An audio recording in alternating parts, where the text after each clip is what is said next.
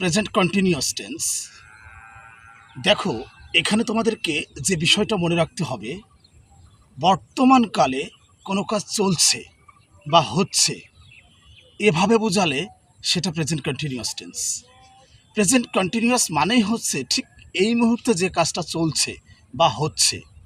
তোমাদেরকে এটা মনে রাখতে হবে, বর্তমানকালে কোনো কাজ হচ্ছে বা চলছে এভাবে বোঝালে তাকে প্রেজেন্ট কন্টিনিউয়াস টেন্স বলে। এখন দেখো, প্রেজেন্ট কন্টিনিউয়াস টেন্সটা যখন তোমরা চিনতে পারছো যে এটা প্রেজেন্ট কন্টিনিউয়াস টেন্স, আরেকটু সহজভাবে বলা যায়। সহজভাবে যদি প্রেজেন্ট কন্টিনিউয়াস টেন্স চিনতে চাও, তোমাদেরকে মনে রাখতে হবে বাংলা ক্রিয়ার শেষে হচ্ছে বা চলছে এভাবে বোঝাবে। হচ্ছে বা চলছে, জাস্ট এই দুইটা কথা মনে রাখতে হবে যে বর্তমানকালে কোনো কাজ হচ্ছে বা চলছে।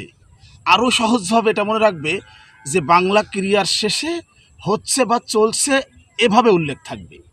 যদি এটা দেখো তাহলে সেটাই হবে প্রেজেন্ট কন্টিনিউয়াস টেন্স।